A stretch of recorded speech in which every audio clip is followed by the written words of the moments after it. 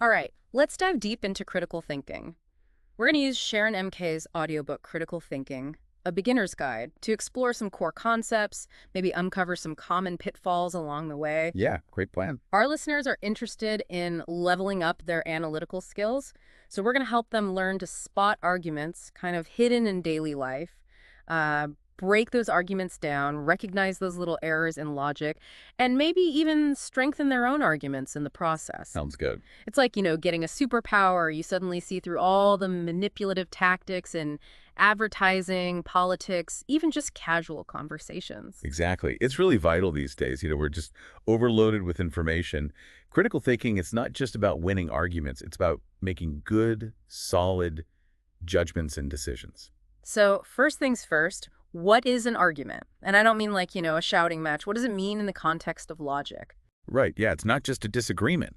It's more about presenting reasons, like solid reasons, to support a proposal, an idea you want to put forward. It's a way to persuade somebody, but in a structured way. Okay, so there's a method to the madness. Definitely. The audiobook actually uses this concept called standard form. It's a way to visually break down an argument, so you can really see the pieces. So like a blueprint for an argument. Exactly. And the example they use is really interesting. It's from Napoleon Hill's book, Think and Grow Rich, his argument for sexual transmutation. Sexual transmutation. Wow, that's not what I expected from a logic book. Right. It's surprising, but it just shows how arguments are everywhere, even in places you wouldn't expect. Okay, so what's Hill's argument exactly? Basically, he's proposing that if you channel sexual energy into work or creative pursuits, you can achieve greater success. He compares sexual desire to a river that needs an outlet. Like if you dam it up, you can harness that energy for something productive. So it's about redirecting that energy, not suppressing it. Yeah, that's his idea. Mhm. And he uses this analogy to illustrate it. Analogies are great for simplifying complex ideas. They are, but they can oversimplify things too. So here's a question for you, for our listeners. Does this analogy really hold up? I mean, is sexual desire really like a dammed river? What potential downsides might Hill be overlooking here? Yeah, it makes you think, are there other aspects of this energy that get lost or maybe misrepresented in this analogy? Exactly. And that's critical thinking in action. You're looking beyond the surface, considering different angles. Okay, so we've talked about what an argument is. Now let's talk about the different types. Inductive and deductive. All right. These two are fundamentally different. Deductive arguments, they aim for absolute certainty, like a mathematical proof. If your starting assumptions, what we call premises, are true, then the conclusion has to be true too. No two ways about it. Like a logical equation. Exactly. Now, inductive arguments are different. They deal with probabilities, based on observations, experience. The conclusions they reach are likely, but not guaranteed. So deductive is about certainty, and inductive is about probability. You got it.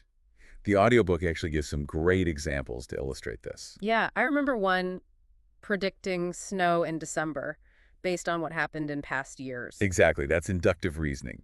We're looking at patterns, but there's always a chance things could be different, right? Right, because this year could be a weird one. Exactly. Now, contrast that with arguing about something like abortion. Oh, yeah, that's way more complex. It is.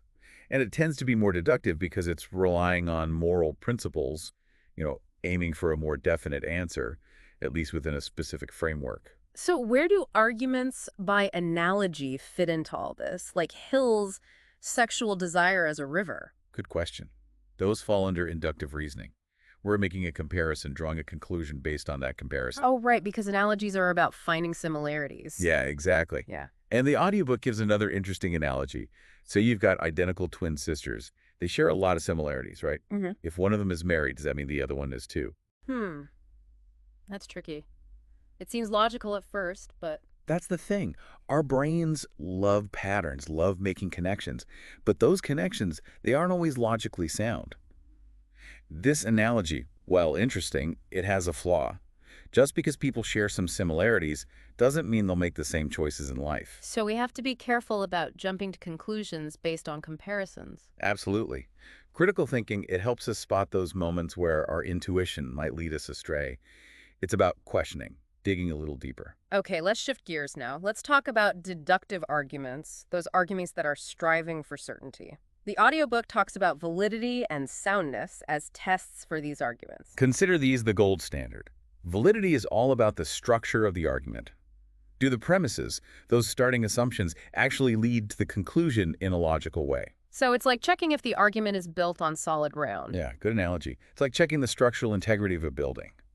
It has to be able to stand on its own, regardless of whether you like the style or not. So the looks don't matter, it's the foundation that counts. Exactly. And the book gives an example. It says, if all party animals go out on Saturday night and Oscar is a party animal, does that mean Oscar has to go out? It seems like it would, right? It does. That's a valid argument because the structure is sound. If we assume those premises are true, that conclusion logically follows. But what if, let's say, what if you happen to know that Oscar sometimes stays home? Does that blow the whole argument apart? Not necessarily. It means we need to take a closer look at the premises. Maybe Oscar isn't a true party animal, at least not by the definition we're using. Or maybe our definition is too rigid. This is where soundness comes in. An argument, it's only sound if it's valid, and these premises are actually true. So validity is about the structure, and soundness is about the truth. You got it. It's like saying, okay, this building is well built, but is it built on solid ground? That's a good way to put it. So validity is more objective, while soundness brings in that subjective element of truth. Exactly. And that's where things can get a little tricky. People can disagree about whether the premises are actually true.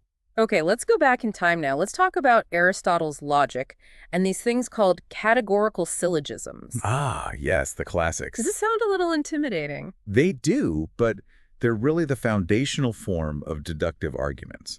Think of them as a three-part structure, three statements that link categories together in a specific way. Okay, so like a logical chain. Exactly. You've got the subject, the predicate, and then this middle term that acts as the connecting bridge between them. A super classic example, the one everyone knows, is all dogs are mammals, all mammals are animals, therefore all dogs are animals. Ah, that one. I see how the pieces fit together now. Right. Each statement, it links those categories. And in that example, mammals is the middle term, making the connection. So each link in the chain has to be solid for the argument to hold up. Exactly. But are these ancient logical frameworks still relevant today? I mean, it's been a while since Aristotle was around. Oh, absolutely. They're surprisingly relevant. The audiobook actually analyzes an argument from B.F. Skinner's book, Walden 2. B.S. Skinner, the behavioral psychologist. That's the one. He makes this argument about how cultural revolutions, they don't start with politics. And by breaking it down, into a categorical syllogism, we can see how those age-old principles, they still apply in modern contexts. It's like using an ancient tool to understand a modern problem. Exactly. It shows how critical thinking isn't just some abstract concept. It's a practical tool for understanding the world around us. Like having X-ray vision for arguments, you can see right through them. Exactly. You see the structure, you see the weak points, you know where to probe.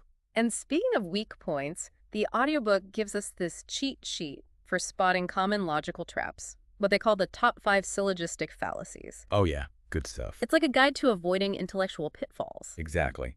And these fallacies, they're more common than you'd think. They can really sneak into our everyday reasoning. Recognizing them can prevent us from reaching faulty conclusions. So it's like having a defense against bad logic. Think of it as a toolkit for self-defense, but for your mind. So shall we start with undistributed middle? Undistributed middle, what is that? It's basically when you jump to conclusions about someone based on a category they belong to, without really considering all the possibilities. Okay, so like stereotyping. Kind of, but more specific. For example, let's say someone assumes that because Jerry carries a gun, he must be an undercover cop, because undercover cops carry guns. But there could be a bunch of other reasons why he's carrying a gun. Right, he could be a security guard or something. Exactly. We can't make generalizations based on limited information. We have to consider all the possibilities. Okay, so that's the undistributed middle fallacy. What are some of the others? It's amazing how sneaky these fallacies can be, right? It's like they blend right in. It's like they have this camouflage, yeah. Exactly. That's why we need to know them, know what to watch out for. Yeah. All right, ready for the next one? Illicit treatment of the predicate subject term. Whoa, that's a mouthful. It is a bit of a tongue twister. Basically, it's when you make assumptions about an entire category, but those assumptions, they aren't really supported. Okay, so like overgeneralizing. Yeah, kind of. The audiobook uses this example. All police officers are brave, and no criminals are police officers, therefore no criminals are brave. Sounds kind of logical at first, right? Yeah, I guess so, but I have a feeling there's a catch. There is. The problem is that it's assuming all brave people must be police officers, which isn't necessarily true. Just because criminals aren't police officers doesn't mean they can't be brave. The conclusion, it goes beyond what the premises actually support. So we're making this big leap, connecting bravery only to police officers. Exactly. We're attributing a characteristic bravery to this whole category based on pretty limited info. Gotcha. So gotta watch out for those sweeping generalizations. Always a good idea. All right. Ready for fallacy number 3? Hit me with it. Exclusive premises. Exclusive premises. This one sounds confusing. It can be. It's all about using too many negative statements. Hmm. And when you do that, it weakens the conclusion. It's like, imagine trying to find your way through a maze, but you're in the dark. You're going to bump into walls. I'm already lost just thinking about that. Right. And the example they give is this. No dangerous people are invited to the party, and some people invited to the party are not spies. Therefore, some spies are not dangerous people. Okay, yeah, I'm officially lost. I know, right? Yeah. It's a jumble of negatives. The problem here is we're trying to prove something positive, that some spies are not dangerous, but we're using mostly negative statements to do it. So it creates this kind of logical knot. Exactly. It's tangled, hard to untangle. So it's not just about the words, it's about how we arrange those statements, like the structure of the argument itself. You got it. The structure is super important. It needs to guide the listener or reader to a valid conclusion. Okay, what's the next fallacy on our list? Affirmative from a negative. Affirmative from a negative. That sounds kind of like a dance move. It does, doesn't it? Sadly, it's not as fun as it sounds. This fallacy, it's all about trying to draw a positive conclusion, but you're starting from a negative premise. It's like trying to build a house using only demolition tools. Yeah, that doesn't sound very effective. Not at all. And the example they give is pretty intense. No spies are vulnerable, and no honorable people deserve to be shot. Therefore, all spies deserve to be shot. Whoa, that escalated quickly. It did, right. And you can see how the logic falls apart. Yeah. Just because spies aren't vulnerable doesn't automatically mean they deserve to be shot. There's this missing piece in the reasoning. It's like a huge jump in logic without any real justification. Exactly. And this really shows how important it is to look at each step in an argument, make sure those conclusions are really supported by the premises. Okay, so these fallacies, they show how easy it is to get tricked by our own intuition. Yeah, our brains can play tricks on us. That's where critical thinking comes in, right? It's all about spotting those pitfalls, double-checking our logic. So do you have any advice, any tips on how to avoid these fallacies, like in our own arguments? How can we stay on the right track? One thing that's super helpful is to simplify your argument. Break it down, like we did with that standard form earlier. That way you can see the structure clearly, spot any potential weak spots. It's like a blueprint for your own argument. Exactly.